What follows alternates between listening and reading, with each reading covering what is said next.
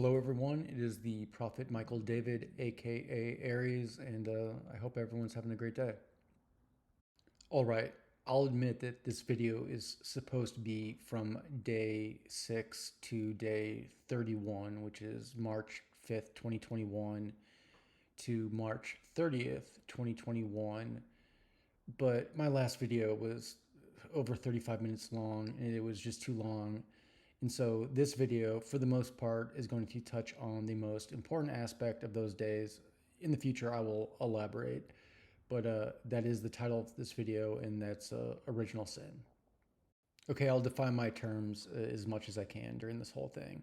What do I mean by original sin? I mean the original thing that humanity did to really piss off God, so it seems like we are forever forsaken and that we live in the world we do now. And it is not an Adam and Eve thing. Adam and Eve and Cain are just allegories. They could be based on true things that are all about the sins that we do today.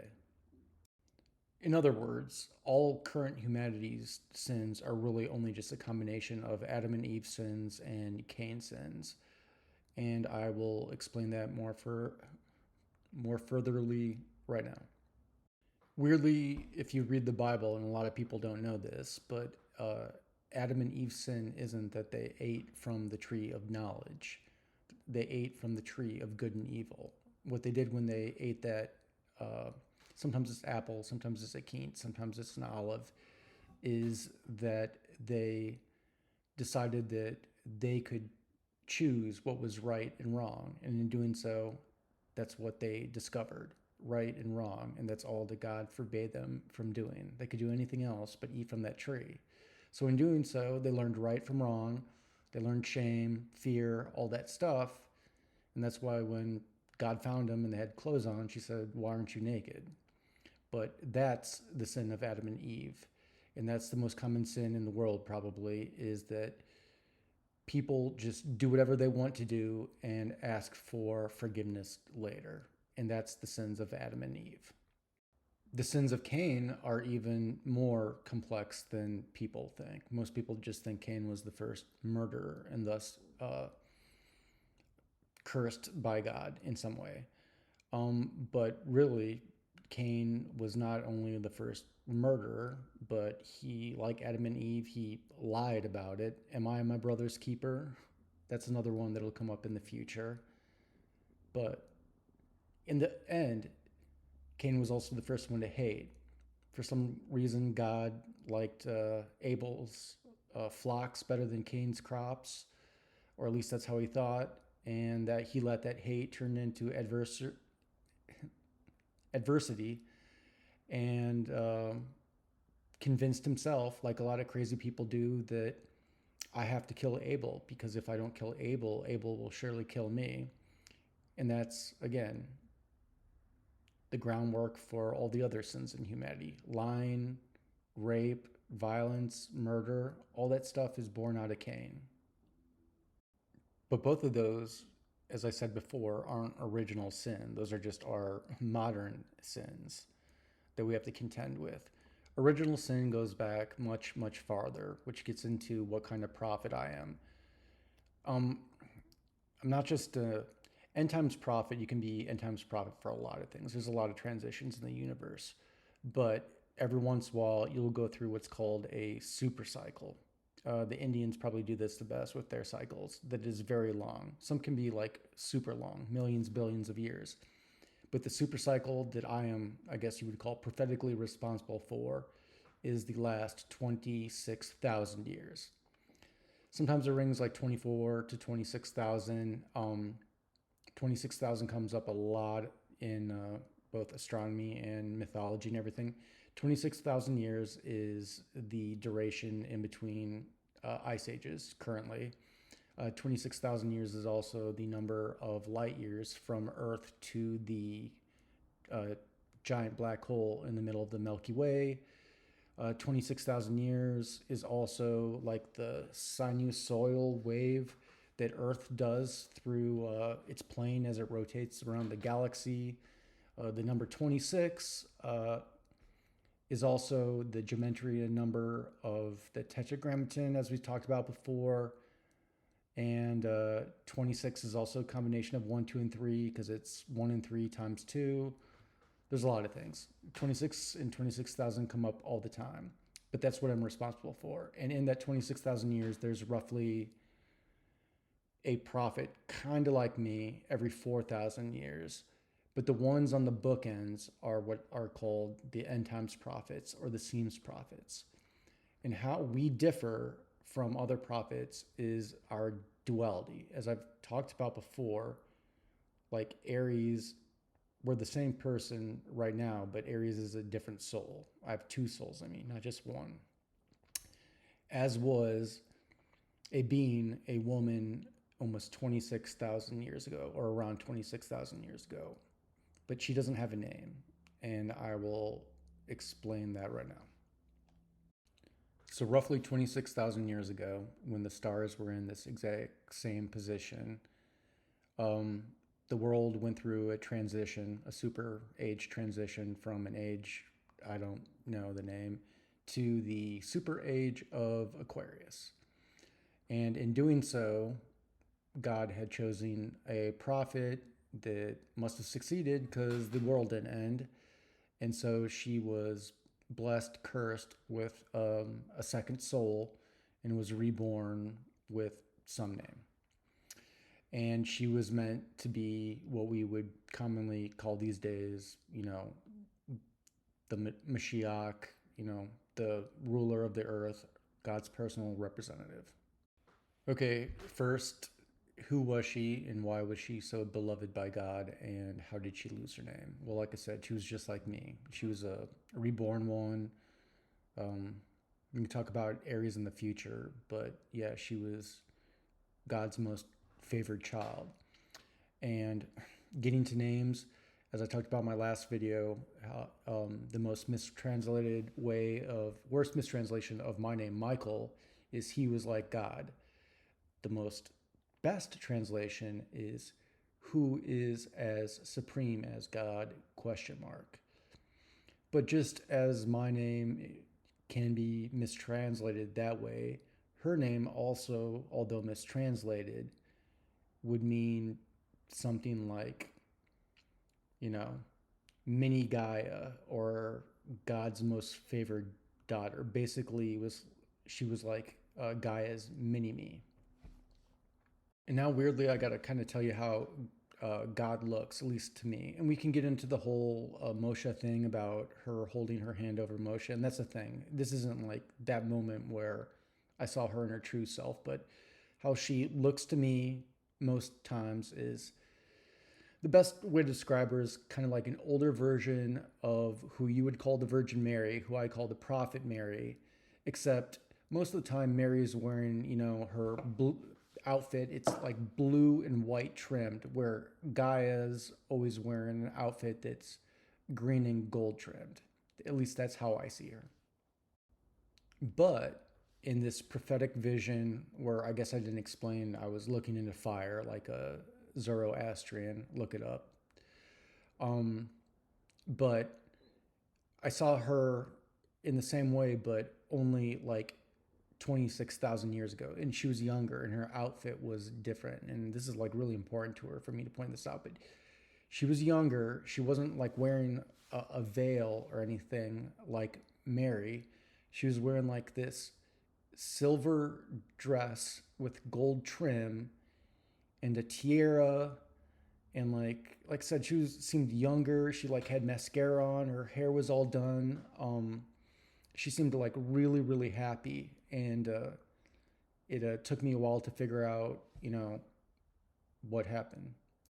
Well, what happened was that she was dressed like that. She was so happy because this was supposed to be the moment where her sentient beings on the planet Earth were supposed to come together. Her sons and daughter were supposed to come together and become the children that she always wanted them to be. And they were supposed to be led by this figure, this woman who does not have a name, but let's call her the little purple tree. Why purple? Because purple's the color of dead blood. So this little purple tree was supposed to become basically the queen of the earth and thus combine the three sentient species that existed at the time: the humans, the Denisovans, and the Neanderthals. So, real quick, why were the three species being pushed together? And this is in the Middle East, obviously. The humans were in North Africa, the Denisovans were from like India and Asia, China, and the Neanderthals were based out of Europe. But why were they getting pushed together? Because that's what happens at the end of every ice age, or between every ice ages. When the sea levels rise, people have to walk uphill to new lands to find a new place because their old village got flooded out. During ice ages, when sea levels drop, people can run away downhill. That's why ice ages were some of the greatest epics of peace throughout humanity. But when sea levels rise, it always pushes everybody together, so they have to interact. And most of the times we fight, and as did the Denisovans, the Neanderthals, and the humans over time, every 26,000 years for a long time. But this time was supposed to be different because they were going to have a good leader and they were going to come together, and the three species were going to finally be one. And if everything would have worked out, humanity would have been a spacefaring civilization uh, 25,000 years ago. It would have taken them about 1,000 years to get into space. But that's not what happened. What happened was this: at first, everything was okay. The three races, for once, were getting along together. The humans had a prophet. Yes, she was a human. She wasn't a Denisovan or a Neanderthal. And everything was getting better. But then, for some reason, the little purple tree decided that she was not content with being the queen of the earth and the personal representative of God. She didn't think that she should have to serve the Lord by helping God's children. She thought, or she concluded, that she was God and it was the other people on the planet that existed to serve her. She tried to become a God queen, thus starting or continuing a habit or a mistake that many, many other mortals have made throughout time. Weirdly or not so weirdly, the humans really were totally into it. I mean, she was a human that became a god, and they're like, well, we're humans, so we'll get preferential treatment. And so they were okay with it. The Neanderthals and the Denisovans were not. The Neanderthals, in a way, tolerated it for a time and sometimes allied, or at least, had peace with the humans because they were the ones whose brain chemistries was most like ours. They looked different. They were a different species technically, but they were the ones genetically that branched off us last. I'm almost positive. The Denisovans were like earlier, way earlier. So the Neanderthals didn't like it or her or the idea of a human god queen, but they were more apt to go along with it than the Denisovans were. The Denisovans had the biggest problem with her because they, in the history of the species interacting, the Denisovans were the ones that were the most connected with the Akashic Library, as I've spoken about it before, the source of all knowledge. So they were connected to God in a very spiritual way. Their ancient names are like not really the spiritual ones, the connected ones kind of, but the elegant ones is probably the best translation. Again, their brain chemistry was different from humans and Neanderthals because they'd branched off earlier in evolution. They did look different. They were skinnier. Some of them were short. Some of them were like taller, skinny. But they were the real deep thinkers of people on the earth. They probably contribute to the vast majority of innovation and technology, in between ice ages, all up through the time until they were exterminated. And now you can probably guess the meaning of the title of the video and what humanity's original sin actually was, at least in the last 26,000 years. And that is that humanity exterminated the only other two sentient species that's ever lived on the planet, our brother and sister. At least that's how I think about them in my head. The Neanderthals are a brother, and the Denisovans were a sister. But they were the only two sentient species that ever existed other than us, and we exterminated them. And now I'm commanded by God to tell you how. Okay, first was the Denisovans, obviously. They were the ones most different from the humans and also the Neanderthals. And they're the ones that most rejected the self proclaimed God Queen. So they're the ones that had to go first. When I say that the little purple tree, um, caused extermination of two species, I'm not saying that all happened during her lifetime. She's just the one that started the gears in motion, and humanity just ran with it until everybody was dead. So for the Denisovans, humanity basically just attacked them. The Denisovans were very smart. They're the elegant ones, the source of, like I said, probably the majority of the innovation on the planet at the time, but they're also the frailest ones as well, and the ones least likely to want or to be able to fight real well. And also, for some strange reason, and it's probably an African thing, but humans were a lot better at running than the other two species, too. I guess it's from, running away from tigers in the African plains, but the Neanderthals were short and stocky, but the Denisovans were, like I said, just like frail, and they were just built differently from us. So they just were not as apt in physical combat warfare. They were really good in tactics, but humanity also had another sin or advantage kind of over the other two. The other advantage sin that humans had over the Denisovans and the Neanderthals were that they learned to lie really good. Before then, like, honor was actually like a thing, and elders were meant to keep their word and everything. But as soon as the purple tree basically demonized both of them, the Denisovans first, but then the Neanderthals later, it's like, think of the root of demonization. You take away somebody's humanity, and because it's not right to kill humans, but when you take away their humanity, they become demons, and then it's okay to kill demons. That's demonize. And so once they put that in order, or humans got that into their minds, that Denisovans and then later on Neanderthals weren't really human, so they were therefore some sort of demon, yeah, it was a lot easier to kill them. So through lies, deceit, false peace treaties or whatever, the humans slowly, quickly, whatever, push the Denisovans east and east and east and east through India, South China. Some tried to escape to the north, like their long, long ancestors before them. Different story for a different day. But in the end, most of them got pushed into Southeast Asia. They were good mariners, but the humans could build boats too. And they just fleed as far east as they could.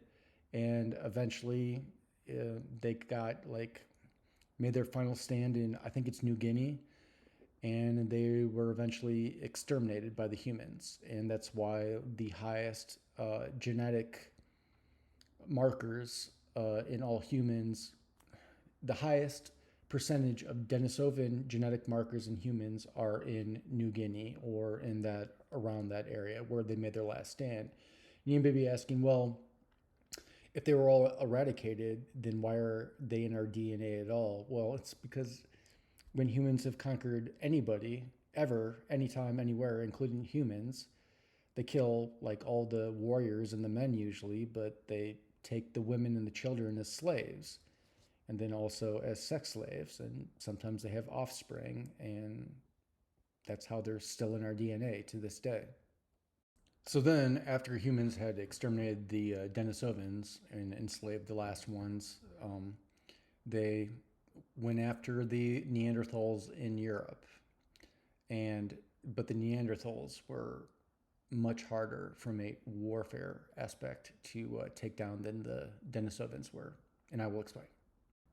Okay, the biggest difference between the Neanderthals and the Denisovans, I mean, other than brain chemistry and everything and how they thought, was Neanderthals were jacked, and they were way more hunter than gatherers, although they were both, where the Denisovans were way more gatherers than hunters and everything. So when the humans ran into the Neanderthals, in Europe, they instantly started beefing, but they found out really early on that um, skirmishes, fights, battles, or whatever, fighting the Neanderthals like line to line was like fighting a bunch of Viking berserkers, and the humans got rocked every single time. But that only lasted for a time because the humans, being humans, were also very smart, deceitful, and adaptable. And they learned that instead of fighting the Neanderthals up close like a bunch of idiots and just getting killed over and over, you know, why don't we just build like thinner spears out of all the wood that's around all this European area forest, and we'll just like throw spears at them, and when they get close to us, we'll just run away. Because I didn't mention it before, but the main way that they would lose their battles is even though the Neanderthals could not like run long distances well, they could sprint really fast because they were like short and like really strong and everything. And so they would charge in the humans and just like wipe them out. They would rout them that way. It was kind of like a cavalry charge without cavalry. But the humans finally realized, well, we can just throw spears and keep a distance and keep running away from them in the open plains or if we have high ground or whatever. And that totally worked. In the video game world, what the humans learned to do was they learned to kite. And anybody in the video game world is like, you hate those guys, but that's what the humans did. Throw spears, throw rocks.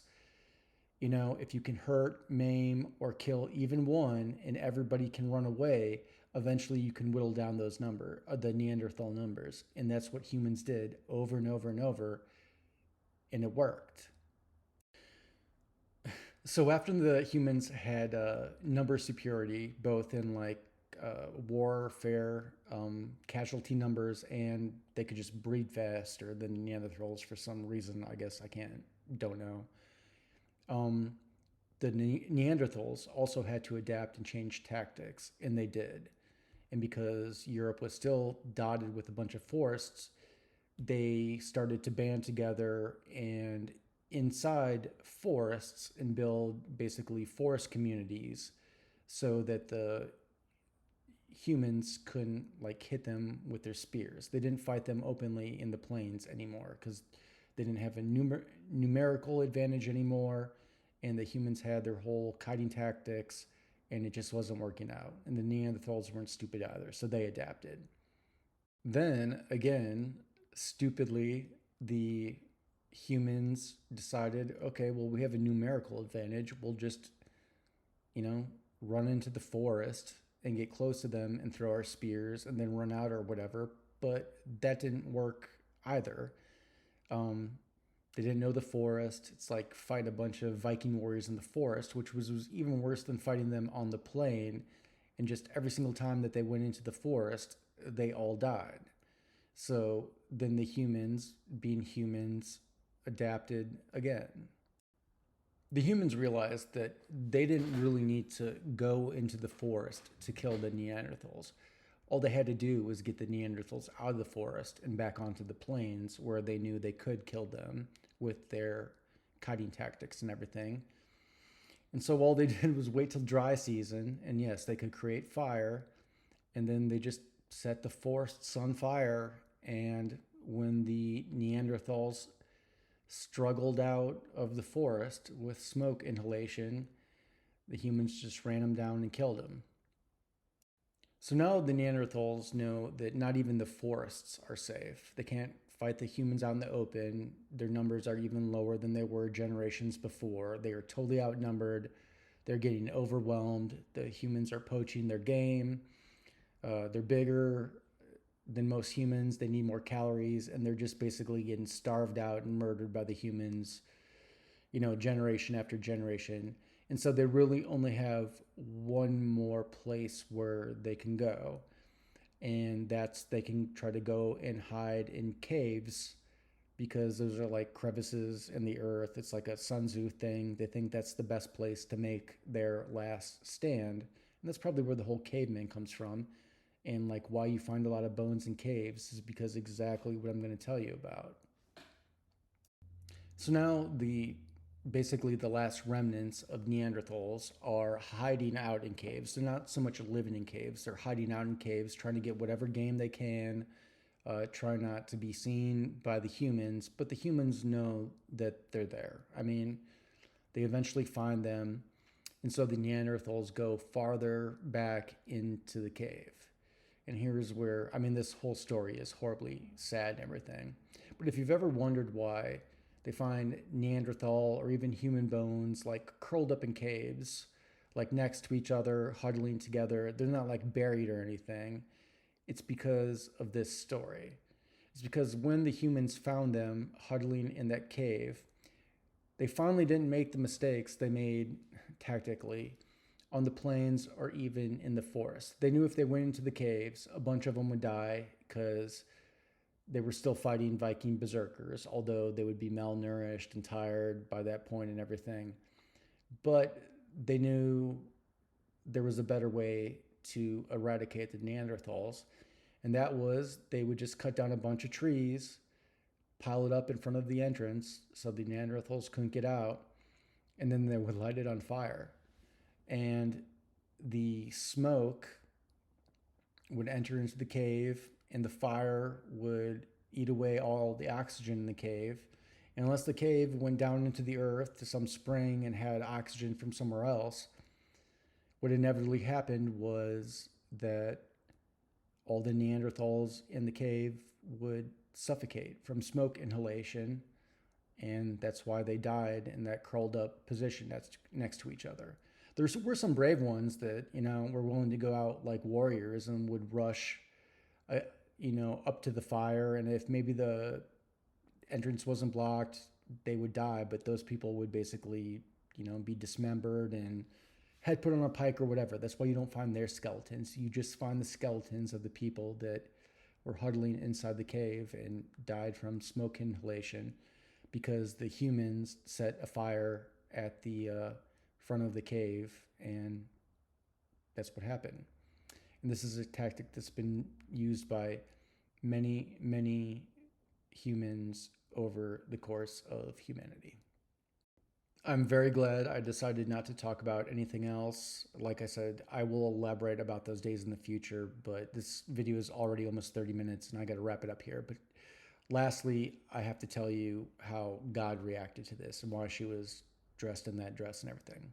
So as I said earlier in this video, God was, younger and super happy and had that silver and gold dress on with the tiara.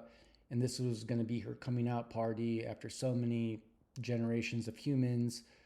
Her 3 children were going to come together and they would become the good spacefaring civilization that she always wanted.